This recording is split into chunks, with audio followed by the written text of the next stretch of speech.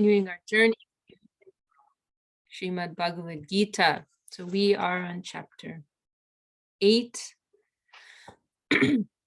Homagyana Timirandasya Yananjana Shalakaya Chakshavanmilitanyena Tasmai Shri Guruve Namaha Vanchakalpa Tarubhyascha Vipa Sindhu Bhyevacha Patitanam Pavanebhyo Vaishnavebhyo Namo Namaha.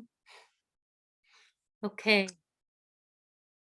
So let's see, picking up from verse 7. I'll just quickly read through the translations just to refresh myself. So picking up from verse 7 of chapter 8. Therefore, always remembering me, fight as it is your natural duty. Thus dedicating your mind and intelligence to me, you will reach me. Of this there is no doubt. O Partha, the yogi who practices meditation with an undeviating mind, always thinking of the effulgent Supreme Person, reaches him. He, the Supreme Person, is the all-knowing, beginningless, merciful teacher of devotion unto himself. Although more subtle than the atom, he is the infinite support of all existence. His form is supermundane, that is, of a human-like feature, yet he is self-illuminating and all-illuminating like the sun. He is transcendental to illusion, one whose mind is fully focused by strength of yoga practice, who continuously remembers him with devotion, and who at the time of death establishes the life force between the eyebrows at the Agya chakra. Probably someone here can say exactly what it is. With full concentration, thinking of him, reaches the effulgent Supreme Person. Okay, well, I don't know how much I have to say. I mean, one thing that I mentioned previously when we were discussing verse number 6 is that, Bhagavad Gita is giving instructions for different levels of practitioners, and some are not fully in the line of pure devotion.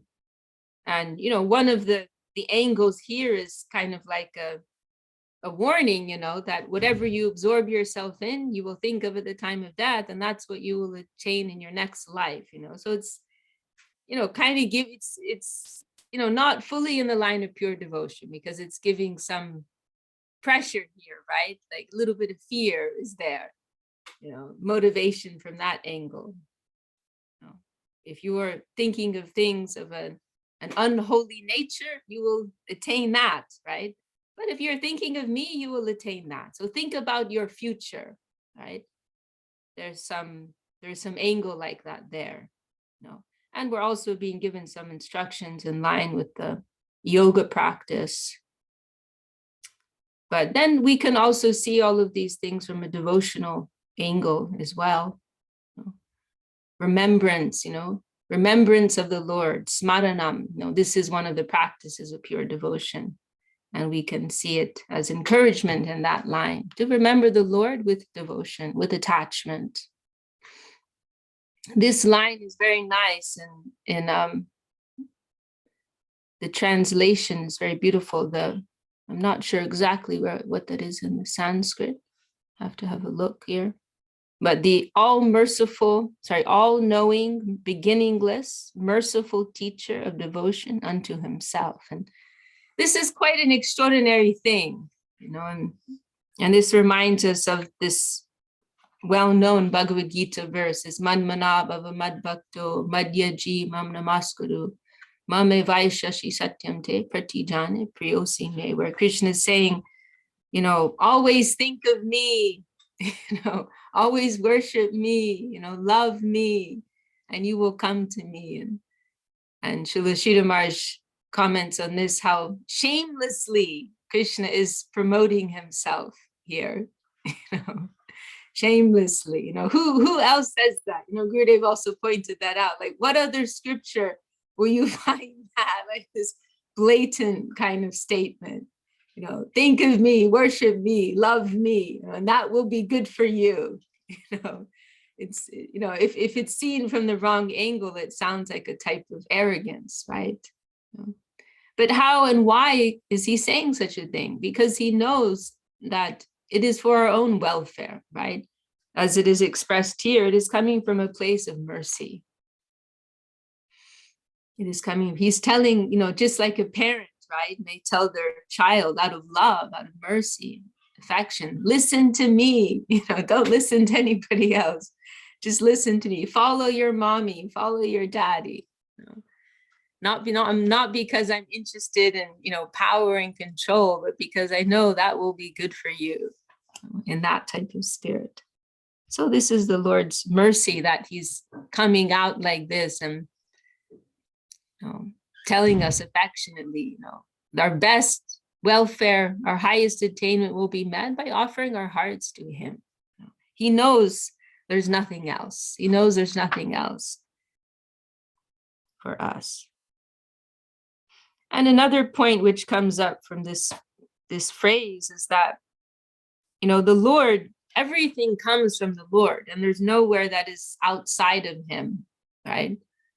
And was it yesterday maybe it was yesterday in our Brahma Samhita discussion, we were discussing this phrase, Ganga Jale, Ganga Puja, that we worship the Ganga with Ganga water. We worship the Ganges with Ganges water. In the same way, we worship the Lord with his own paraphernalia, with his own property.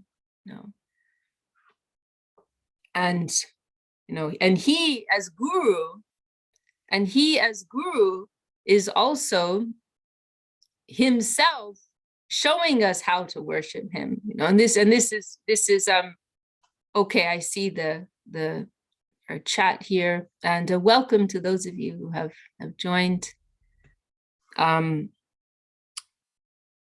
This also comes up in the first of the Chatur Shloki, chapter 10 of Bhagavad Gita, these principal verses, Aham Sarvasar Prabhavo, this verse, Aham Sarvasar Prabhavo Mata Sarvam Pravartate, that Krishna is saying that I am the source of everything, including the means by which people approach me. I am also that. So there's nowhere outside of him, and everything ultimately is coming from him. And there's this beautiful line of Srila Sridhar Maharaj where he says that, and this was also indicated in one of those lines of Saraswati Thakur that we read yesterday, that, when we feel that within our heart, when we really realize that, like, oh, everything belongs to him, even all of our tendencies for exploitation will be uprooted from our heart in a very deep way. When we really come to that realization in a serious way, oh, everything belongs to him. There isn't any room for anything else. Everything, right? Everything. And Saraswati Thakur, there's that statement, right, that he made, of how we can adjust ourselves in relation to the enjoyable paraphernalia of this world. Kanak, wealth belongs to Narayan, to Vishnu. Kamini, beautiful women, or sense pleasure, that's Krishna's domain. And then Pratishta, name and fame and honor, that belongs to Guru, right? So, as our faith develops, this won't just be like a theory that we remember every now and again, or something that we try to practice, but it will be deeply felt within our heart. There's no room, for my individual enjoyment, right? This beauty, this pleasure that has come to me, that belongs to Krishna. That is for Krishna. Let me offer that to Krishna. This wealth, that is also not mine. Bimala, our wonderful saintly devotee in California, she explained this for me recently. Actually, I overheard her some months ago, and she came to, I think I told this not so long ago, but she came to Austin. We were having programs in Austin, and the devotees flew her out. And, she's such a powerhouse when we have programs. She just pulls everyone in, and she's so inspirational. And so we were all really excited. Oh, Bhima is coming. And then she ended up getting sick. And so she was in her room the whole time. She was there for a few days, several days. And then one afternoon she came out and just like getting some sun. And she was giving this wonderful explanation about money, which is Lakshmi Devi, right? Lakshmi Devi is the goddess of wealth, right? And she was like speaking in this weak voice, and I happened to be passing by, and it struck me so much. And she was explaining, money, wealth, that is Lakshmi Devi's property, and she has a master, and she likes to use her property in the service of her master. Her Lord is Narayan, so she sees that wealth is for the service of her beloved Lord Narayan, and she's not so happy if you're using it for something else. So like everything is conscious ultimately, right? Everything is conscious. There was one time we heard, it was in the time of Srila Saraswati Thakur, there was some like high discussion going on, and somebody came in and interrupted with some, what we might consider to be some mundane matters regarding finance. And Srila Sridhar Maharaj was there and heard that, and he was a little like thrown by that. And he thought, why are they like interrupting this high talk? And then perhaps he expressed that to one of the senior devotees, and it was explained to him, this is the energy of Srimati Radharani, and that was the consideration of Saraswati Thakur. This is the energy of Srimati Radharani. This is not, some mundane transaction. No, but this is a sacred thing. Right? So everything depends on our angle of vision. But as our faith develops, this will be felt within us more and more. There's no room for one penny to be spent for any other purpose. That will be felt very deeply in our heart. This is.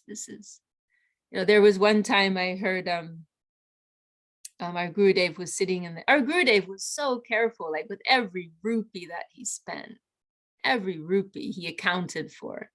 Was very strict about it.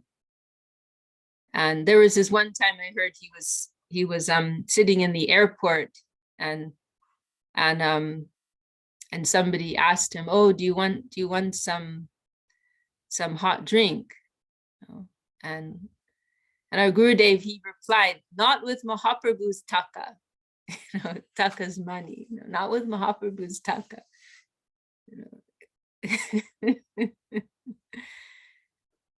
He was always very careful. It was something sacred to him. It was something very sacred to him. The Acharya Maharaj, I heard him tell a few times his story, how he spent, it was a few hundred rupees, maybe 500 rupees, which is, how much is 500 rupees? What, like $10 or something? $15 maybe now. But he'd spent it on some body oil for Gurudev's mother. And Gurudev saw that in the accounting. he called Acharya Maharaj and he chastised him, oh, why are you spending so much? And Acharya Maharaj thought he was doing this great service, for Gurudev's mother, Gurudev said, no, why are you spending so much for this, It was very, very, like, really, like, down to the last penny, the last rupee. He was very, very attentive. It was something sacred for him. And we saw also that Srila Sridhar Maharaj and Srila Govinda Maharaj both, they were very careful, like, in considering, like, where money was coming from, where it was going, because it's all energy, right? It's all energy. So where did it, they would be reluctant if it came from some, had some, how should we say, inauspicious, background. And they would be very careful in how it would be spent. Like there was this money that would come every year from the government in our Navadvip Math. There was some funny policy that the government had in Bengal that once a year, all of the ponds, they would be drained of fish. I don't know why, some funny thing. And so we had the Govinda Kund, right? We had this sacred body of water in our Mat property. And so by the law, it had to be drained every year, and the government would come and they'd collect that fish and they would sell it. I really don't know what the purpose was behind it, but they would give some money then to our Mat in return for that. And so our Gurudev, so Charja Maharaj, right, he's the Mat manager, he was dealing with this, and Gurudev told him, that money should be used only in the service of the deities, not in anything else, because it's dirty money, we can say, right? That money is coming from the slaughter of animals, right? And so, it's very inauspicious from that consideration. There's some violence attached to that, right? And so that could only be nullified, by being used for a very high purpose, very pure purpose. So Gurudev said that what money comes from that should be used specifically only in the service of the deities, he said. So, there are many comments we heard from them about how money would be spent, that because if you're using inappropriately, and particularly if that money is coming with some inauspicious karma attached to it, and then you're using it for your own pleasure, then you also become implicated in that. So anyway, this consciousness, our gurus are giving us this consciousness about these things. And the more, as I said, the more that we evolve, this won't just be theory, but we will feel these things deeply in our heart. Oh, this is where this belongs. Doesn't belong to me, actually. So there, Jayadev or Chintamani, you wanted to say something? Thank you for all of that. That was deep. I was wondering about the translation. Was this first published in Bengali and then someone else translated it, not Srila Sridhar Maharaj? Well, our Bengali edition was actually made primarily by Srila Govinda Maharaj. It was published in the name of Srila Sridhar Maharaj, but there was some occasion, Gurudev explained once, he'd had some accident or something or some illness, and he had to be in bed for a few months. And so Srila Sridhar Maharaj gave him that service at that time to translate the Bhagavad Gita into Bengali. And so it was primarily, and he did it under the guidance of Srila Sridhar Maharaj. And then our edition, it's not actually a direct translation of the Bengali. I wish it was. And there's actually some things in the Bengali edition which are missing in the English edition. And to be honest, I'm not sure how perfect the English translation is. Even that edition of the Agnya Chakra, that is way after the Gita that even became a thing. In fact, it was like in the 1900s that particular Really? chakra, yeah, that's a brand that is not, has nothing, it's not in the, if you look at the Sanskrit, it's not in there. That's a new thing. The chakra system, the 7 chakra system is relatively new. Chakras in general are from about 1,000 years ago. Oh, I see. Interesting. The tantric period. So if you look at scholars who actually study all of this stuff, I mean, talk to Lalita Madhava, he'd probably know that too. I see. Yeah, I mean, as time goes by, I have more and more questions about this Gita. There are things that come up which I feel aren't always so, don't. So we don't know who did the English, because I have that too. A lot of times Well, I'm like, I mean, as far as we know, it was Sagar Maharaj. But I've also heard that he wasn't super involved in it, and there was someone else who actually doesn't know Sanskrit that well who did the bulk of the work. So it's also one of my questions. I'm not sure. And yeah, I mean, that's a good point that you've made about the chakra there. Yeah. I mean, the one thing which is really special about this Gita is that it has Srila Sridhar Maharaj's commentaries on it in some of the special verses. I just found this rendered into English because we have the old.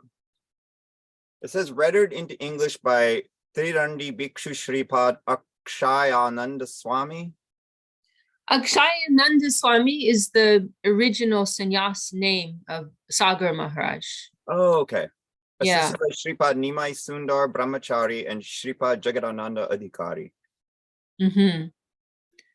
Yeah, that I believe is a Jagadananda who's an Indian Vaishnava who lives in Canada now. Yeah, we have another Jagadananda who's quite scholarly. But yes, Akshayananda was the sannyas name that Srila Swami Maharaj gave to Sagar, and then Srila Sridhar Maharaj changed it to Bhakti Ananda Sagar. Yeah. Yes, I'm not sure myself. Okay. Anyone else have any comments or questions, or shall we continue? So nice to see Anu Krishna with us. Sue Davies tuning in from Mexico. Very exciting. Dandavat. And Jita Krishna Prabhu also joined us. Prema Sindhu Prabhu. Dana and Tungarasa is also here. Great to see everyone. Okay.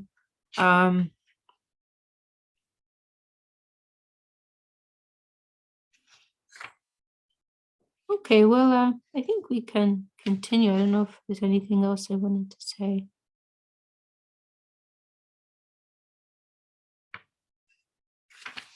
Okay, so then we can chant from verse 11 to 15. We can chant together. Yadakshanam Veda Vado Vadanti Vishante Yadnyatayo Vitava Naga Yadi Chanto Brahmacharyam Charanti Tate Param Sangrahe Ena Pravakshe Sarvadvarani Samyamya Manohridi Nirudyacha Murdyat Yatsmana Pranam Astito Yoga Dharanam Omitye Kakshanam Brahma Vyahanam Manusmanan Ya Prayati Tyajandeham Sayati Paramam Gatim Ananya Cheta Satatam Yomam Smarati Nichaha Tasyaham Sulabha Parta Nitya Yuktasya Yoginaha Mamupetya Punarjanma Dukalaya Mashashvatam Napnuvanti Mahatmana Samsiddhim Paramam Gata. Chintamani, do you want to read those translations? Yes, I can read. Along with the method of attaining it, I shall describe to you that objective which the learned knowers of the Vedas call Om, the imperishable, within which the desireless ascetics enter, and which devout seekers aspire to reach by practicing the vow of celibacy.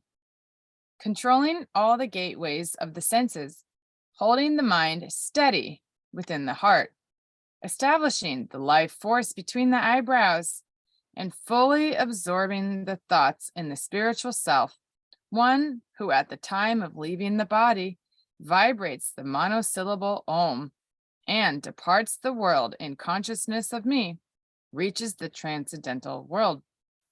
O Partha, a person who one-pointedly remembers me always in all circumstances, and who in his relationship with me, in servitude, friendship, etc., constantly aspires for my divine association. I am easily reached by such a devotee. The great souls who become my associates in my divine pastimes, having reached me, are never again born into transitory existence, which is the abode of suffering. Okay, so there's kind of like these verses that we've read are presenting two lines of advancement. One, these verses 11 to 13, they're mostly describing the yoga line, right?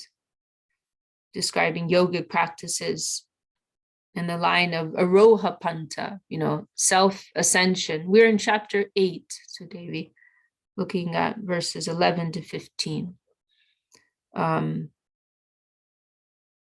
So these are,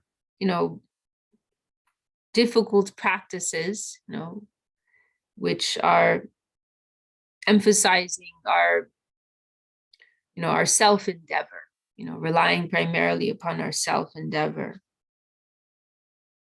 Whereas verses 14 and 15, they are more in the line of pure devotion, emphasizing the mood of attachment to the Lord, from a more of a natural expression of the heart.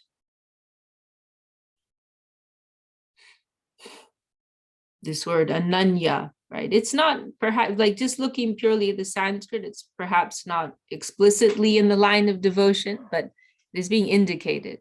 The word ananya means exclusive. Ananya cheta means exclusive consciousness. So that is indicating, as it says in the word for word, devoid of external practices based on attempts of karma, physical exertion, gyan, knowledge, and without desiring objectives of heaven, liberation, etc. Because ultimately these practices, they have selfishness at their root. There is the, the concern of one's own self, one's own advancement, right? And that natural mood of loving the Lord simply for the sake of loving the Lord, that is not the factor there. So this verse number 14 is indicating the spirit of devotion, although it's not perhaps explicitly stated. But this nitya yuktasya yogina, this smarati nitya shaha, that's also indicating that, to always remember the Lord, that is an expression of devotion. Not because we think there's something to be gotten, for ourselves. Because this is something quite pervasive in the Vedic culture, and there's this particular group who are described as smartas, right? And they especially focus on ritualistic practices with the idea that there's some gain in it, for themselves. This is a very pervasive mentality in the Vedic world. And in Chaitanya Charitamrita, it's described, right, how this is one of the things that motivated Mahaprabhu to take sannyas. And by the way, that time is coming up. The beginning of January is the time when Mahaprabhu left, his family life and took up the order of sannyas.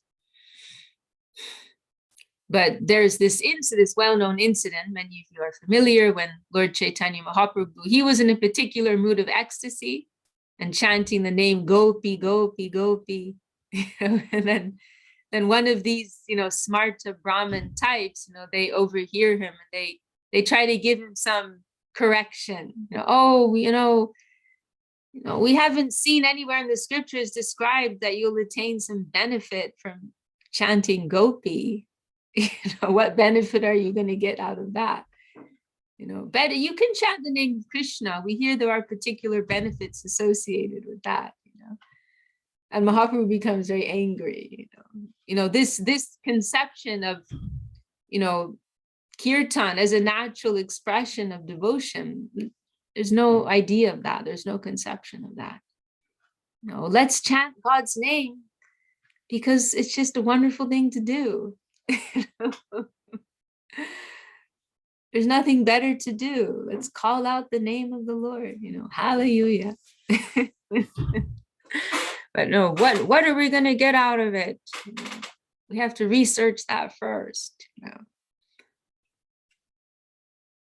So this mood, of always remembering the Lord, chanting his name, these are all natural expressions of devotion.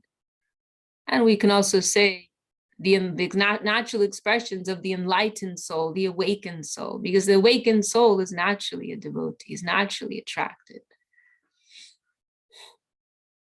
It cannot but be so.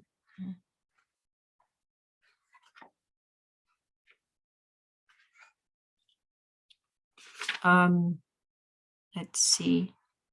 And then this verse 16, the next verse is quite a well-known verse, quoted often by our gurus, and especially Sridhar Maharaj in particular, he quotes this verse. Many places I've seen him quote it. The 16. Abrahma bhuvana loka punar vartina arjuna mamu petya tu kunteya punar janma navidyate. And there are a few points, interesting points that come up with it. O Arjuna, from the plane of Lord Brahma downwards, all planes or their residents are subject to return. So, no, but, O Kunteya, there is no rebirth after reaching me. So one point which comes up from this verse is Krishna is clearly stating, once somebody punar janma na vidyate. Once somebody reaches me, they'll never come to this world again. There's no rebirth for them. And this is something of a controversial point, point of contention in the world of, Gaudiya discourse. There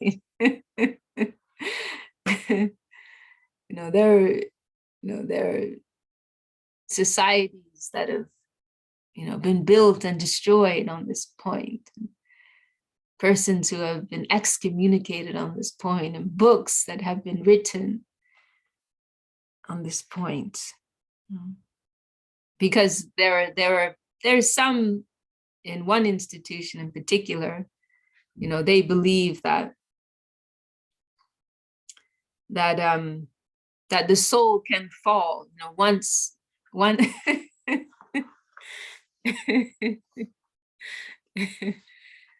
Joy Dev. There are some who believe that, that they've come to this conclusion, from certain statements that once entering the spiritual sky, a soul can return to this worldly plane. There are some who argue that point, but it's clearly stated in places like this, by the Lord himself, that, and our Guru Varga, our Guru Srila Govinda Maharaj, Srila Sridhar Maharaj have also clearly stated that no, it is not so. Once someone has entered that plane, they cannot come back. They have no need to come back, as our Gurudev expressed once. They're fully satisfied there. There would be no attraction to come to this plane, unless it is by the Lord's will, some leela of the Lord, or some desire to fulfill some purpose. So that's one point which comes up from this verse. But the way in which I've heard Srila Sridhar Maharaj refer to this verse is drawing out this point that, like, there's no safe zone in this world. Let's put it like that. Even like the, Lord Brahma, he's the number one guy in this plane. He lives for billions of years. One day, his day is how many? Like 4.8 billion years, something like that. His day and his night is the same duration. And he's got it all. He's the creator of the universe. He's the master of the whole of this plane, in a sense. But he has a lifespan. He's also subject to karma. The way Srila Sridhar Maharaj expressed in one place, like he's I think he even uses the word filthy. Like he's also implicated in the filthiness of this plane, something like that. So, all, in the Vedic culture, the devas, the gods, they are all worshipped, right? They're held as highly worshipable. But they also, they are mortal beings. They may live for millions and billions of years, but it's not forever. They're not immortal. our Gurudev, he made the points that, you know, to an insect like a mosquito, we are immortal. You know, here's Saraswati Didi joining us. She's the manager here in London. No manager. leader here in London. And very beloved daughter of our Gurudev, Srila Govinda Maharaj. So our Gurudev, he made this point that, you know, mosquitoes live for like 15 days or something like that, you know. So we look immortal to mosquitoes. Like everything's relative, right? As far as they're concerned, we may as well be immortal, like according to their time calculation. So in the same way, you know, if we look at the lifespan of the devas, then it's like, oh, they to us, you know, by our standards, they're practically immortal. You know? And that's within the relativity of our plane of time and space, our conception of time and space. You know?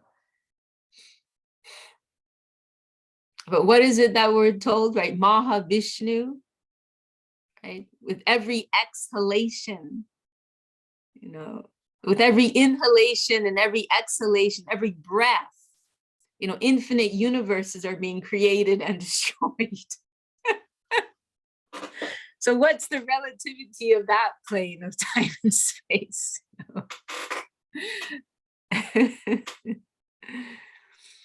That's actually just blowing my mind a little bit to a pain of, like, it hurts my brain to Yeah, that's your brain. Yeah. I never heard the fact of the devas actually dying, that there is like a expiration date, like Brahma is gonna be expired. Like I just hear that the first time. Yeah, Lord Brahma, he lives for, isn't it something like 100 years of his own time? You know, and then but you know, one day, as I said, is billions of years, you know, according to our calculation. So yeah, Marie's pointing out, yeah, this universe doesn't last forever, right? It's all moving in cycles, remember. Lord Brahma could not be created, right, if he had not had an ending, right? So everything gets wrapped up at a certain point, and then the whole cycle begins again. So yeah, so nobody's free. Yes, reborn.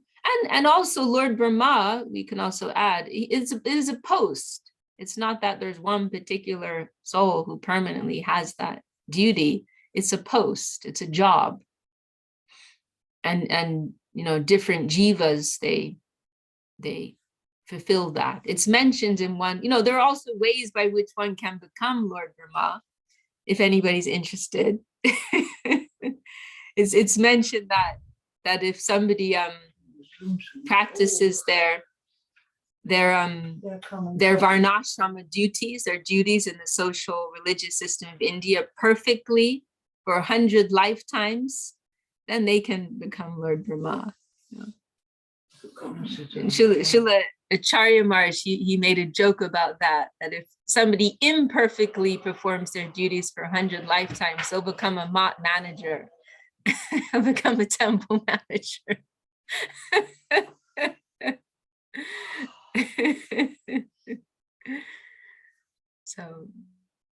So yes, that, you know, they are all posts, right, occupied by different jivas. Surya Dev also, no, and it's mentioned that you know, if there's no qualified jiva, then no qualified soul for that post, then Krishna himself, you know, he plays that part, he plays that role. So okay, so let's see, should we continue? Oh, we're coming. I have a question, Didi. Yes, Prabhu.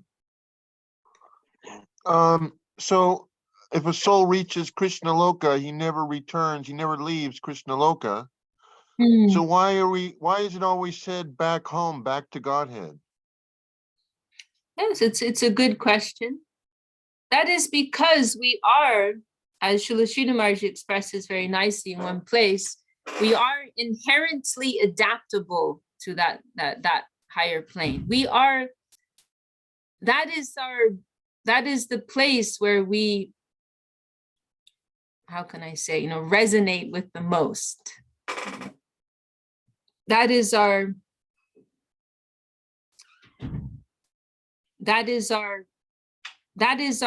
home, in the sense that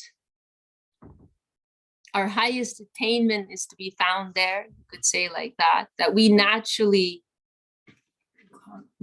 sorry, I'm a little distracted. Everyone's coming in and out. It's okay. It's okay.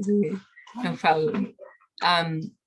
Because we are most joyful there. We are inherently at home there, like that. But it's not that we have actually been there. No. It is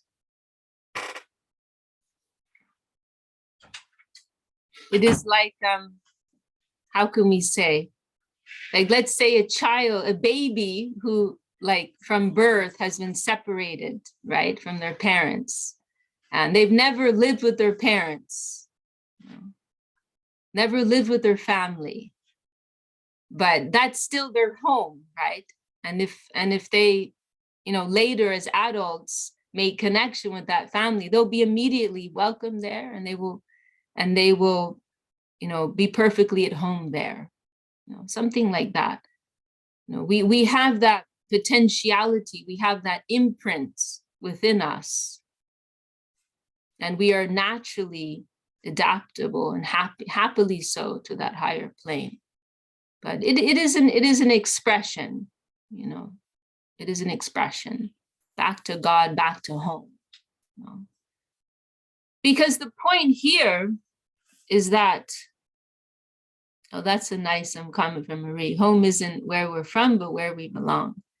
Because you see, the point here is about free will, right?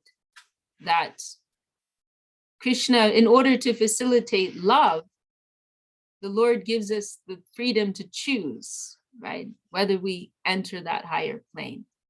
It also just kind of like makes things more interesting, you can say. Spices things up a bit, where we have the choice to turn away from him. So we're given this choice to enter or not. And they're waiting for us in that higher plane. We are perfectly welcome there. That is where we will find the highest expression of our true self in that plane. But at the same time, we're being given the choice. It's not being forced upon us. So in that sense, it is our home. But we're given the space to choose whether we want to go home. Something like that. Chintamani and Jayadeva are saying the Brahmajyoti is the effulgence of the Lord. Yes, that's another point. It's not outside of the Lord's spiritual realm. No, it is actually that we are particles in that divine effulgence of the Lord.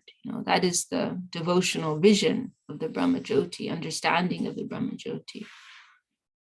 Tatasta Shakti. Yes. Does that make sense, Prabhu? Okay. Yes, it does. I appreciate that. That's good. Yeah, thank you. Mm-hmm. But it's a very beautiful and charming expression of Srila Swami Maharaj. It is pulling our hearts, back to home, back to God, back to Godhead, back to home. It is pulling our hearts.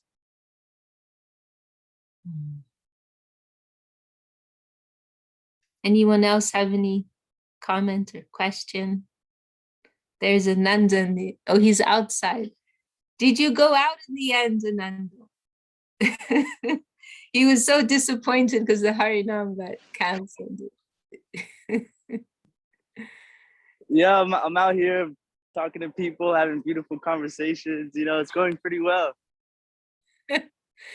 He's so fired. He just goes out like to people on the street, telling them about the temple. And Jai Ananda Krishna Haru. Haribo. Haribo. Haribo!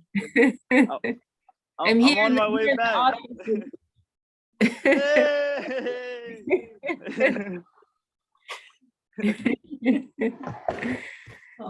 I'm on my way back. I'll be back soon.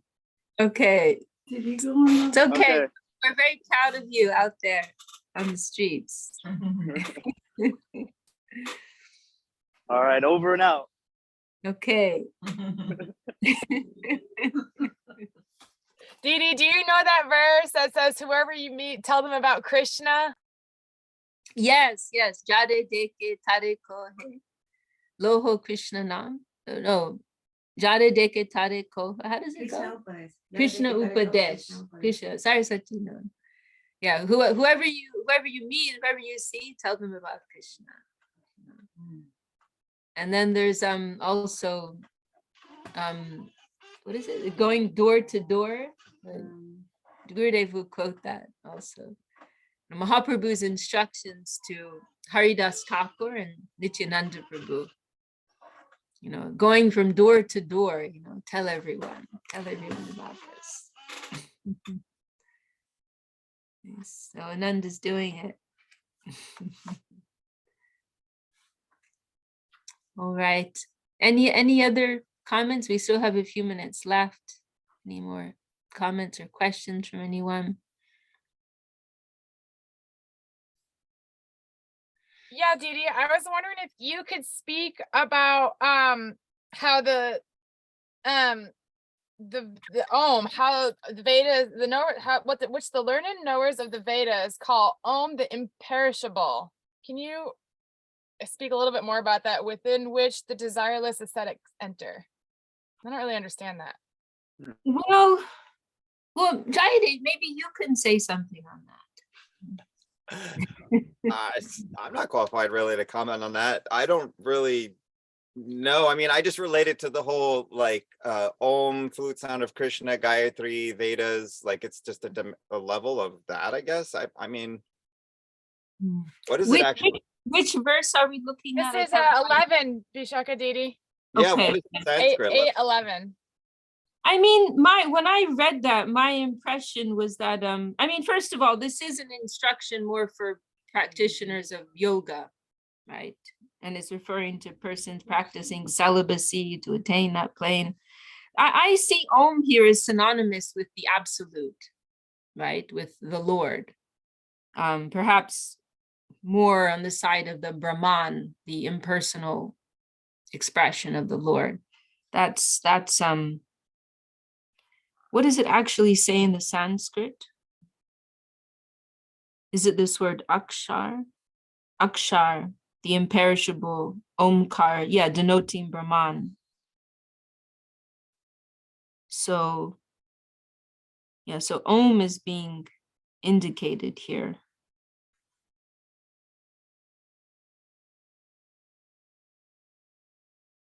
Yes, I mean, yeah, this word Om, that's a whole discussion too. Om is the absolute, and I just came across yesterday, actually, there are different ways in which Om is understood, some more from a devotional angle of vision, some more from a generic Vedic angle of vision. I don't know how deep we want to go into it all now, but yes, I mean, I think the word for word here answers your question here, that the Brahman is being indicated.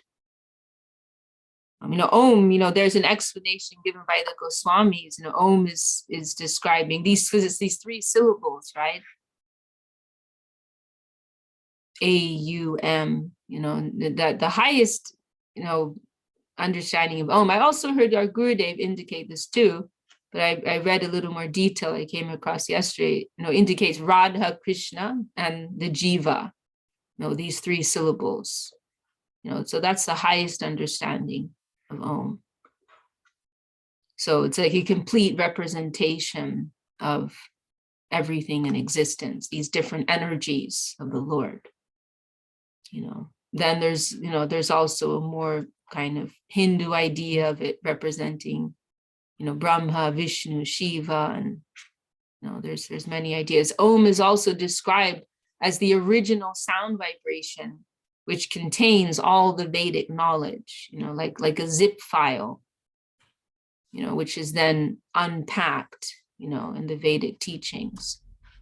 So it's there is this broadness, right, in many things in the Vedic world. And like, because one place, I believe it came up because someone was asking Gurudev, why do we chant the Maha Mantra? Why not Om? Because Om also can represent the highest truth, but because it is also associated with so many other conceptions, the Maha Mantra is very specific. So, it's very specifically and clearly addressing, Shri Shri Radha Krishna. It is more of an exclusive mantra in that sense. So, does that answer your question? Yes, Didi, it does answer my question, and it sort of just brings up more of the things that make you go, that in terms of like the translations, and what's being given by Srila Sridhar Maharaj, what's being given by Srila Govinda Maharaj, and what's being given by Sagar Maharaj. Oh, come on. Okay. Okay, well, I don't know if we want to go there.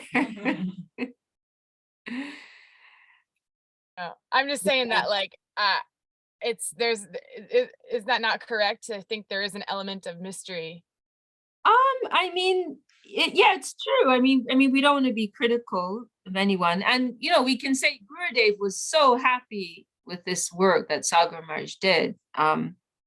But actually, my question is, because I believe Sagar Maharaj, is very qualified, and I've also heard that there were others involved in the translation who weren't so expert. So there's also that. But I mean, the thing is, like it said sometimes, all translation is interpretation. Like anything that's a translation, there's going to be some question marks. Especially between Sanskrit and English, it's utterly ridiculous because you need a sentence to translate every single Sanskrit word. Really, like the way words are constructed, they're like sentence words, chara, right, or these types of things. And then the other thing, my was a different than hers. My was just that opens up a whole line of questioning of I feel like Om isn't as high as the Mahamantra. I don't know but I don't know. And actually that one opens up a whole line of I'd like to study or understand more the relationship of Om to the Mahamantra. Well, I don't know if I've heard that much of it. So that was my This makes me have a whole new set of questions. Well, we do hear the Maha Mantra is supreme, right? We do hear that. So I would agree with you. Yes, the Maha Mantra is higher. However, Om also has that connotation of Radha Krishna. I just also have, I love one idea I learned was that it represents the three states of wakefulness, dream, and deep sleep. Those three states. The Om. Yeah, that's in the general like Hindu or Vedic or yoga conception too. And there are like a million different. Yeah, there must be billions. Yeah. Oh, yeah. So many. Yeah. And then also just it actually is the source of all of the other Sanskrit sounds because it goes along the whole oral cavity, which is where we produce all of the struck sounds from the back of the throat, all the way to the lips, for the final labial. So then it also is the source of all Sanskrit language. So it's like Om, then Gayatri, then the Vedas, and then all creation or that type of thing. And like what Ganga Leela said too, that is a very like widely entertained perspective on the three syllables. Also Brahma, Vishnu, Shiva, creation, preservation, destruction. A lot of different threes are correlated. Gunas, yeah, gunas. Okay, wow. Good old Om. Wow, there's a lot. I also like the Krishna's flute. It's the sound of Krishna's flute because when I play a flute, it does sound like it has those sounds. Like it is kind of like an Om, the sound of a flute, a little bit. Interesting. Interesting. I was, yeah. Anyone else have any Dandavas, I have to go to another meeting. Dandavas, thank you so much. Hare Krishna. Kangalila, thank you for joining. Any final words from anyone? We're just about out of time. It's been a very lively discussion, as always. So we'll start with text 16 then next week, or do we feel like we discussed up to 15? Did anybody have anything other that they want to discuss, or should we begin with discussion starting with 13 or 14? No, we're on 17, I Oh, believe. 17. Yeah. Yeah, we had some discussion on 16 here. So we're on 17. 17, yeah. Yeah, let's see. I can just be here fully paying attention and still miss. Well, you're getting carried away by the subject matter. Okay, so we'll start on 17 next week. Okay, sounds good. Also, I'd like to invite, we have some very qualified senior ladies here. Any words of wisdom for our group? And blessings for our group. They've all led like full lives of dedication. They're amazing, amazing devotees. Full of so many stories and pearls of wisdom. Can they give us some advice on how we can maintain Krishna consciousness through the ups and downs? Well, Anjali Didi went through many ups and downs, I mean, in her life with her health and everything. So maybe you can share well, really, it's just going with the process, and chanting the holy name, of course, and that is, let me take my my hat off, excuse me. But yeah, it's just reading, have wonderful association with Vishaka Didi, as you already planned it's wonderful. I'm seeing how every text you sort of following and discussing, what a wonderful opportunity to have this beautiful, wonderful young Vaishnav, extraordinary lady, at the fingertips, so you can ask any question you can discuss with her, Okay, this is about you, Anjali. No, it's not about me. Not about me. I mean, I don't know what exactly is the recipe, but one of the main ingredients, of course, is the holy name, and the power of the holy name that will get you through anything. And one day you will find that holy name has become, you're feeling the magic more and more. More and more feeling the magic of Gurudev, all our wonderful masters from the past, and maybe those to come. We have wonderful deities who given their entire life. I wish I hadn't got my hat on. Right, I can see you but better now. So, but yeah, and I think you're all wonderful, beautiful people, asking extremely intelligent, wonderful questions, and I hope to come and listen to you all, some more time, another time. What can I say? Jai Gurudev, keep the faith, chant the holy name, read the books, discuss them amongst yourselves or with wonderful the devotees that we have in our society, who have been around for a long time, the new ones who have maybe life after life, who knows how long we've all been around. But it's all by the grace, this is the thing, it's by the grace.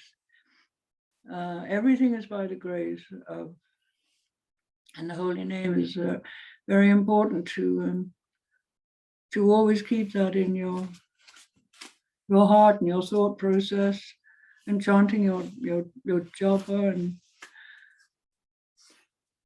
offer everything you have to the Lord, like cooking, the prasadam, wonderful prasadam, offered to you, taking the remnants of the Lord and Gurudev, We have a wonderful, I don't know, wonderful Gurudevs, Guru Maharaj, Gurudev, Srila Prabhupada.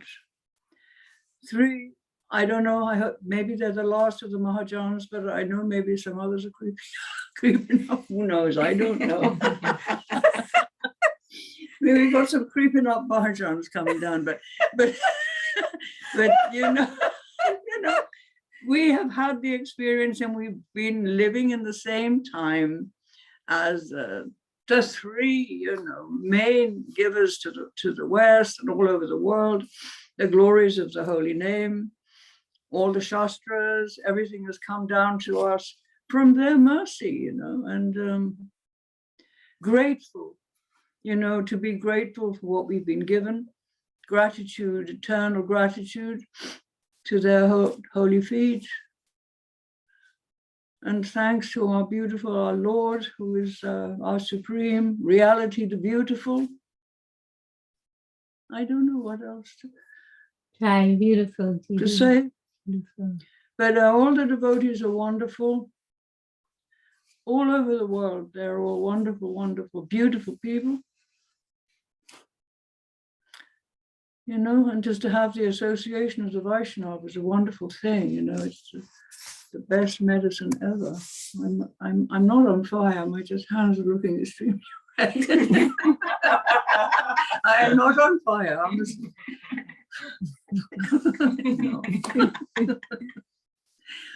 Beautiful. So, Jai Anjali. what more can I say? Maybe sorry, Sachin. Sorry, Jai.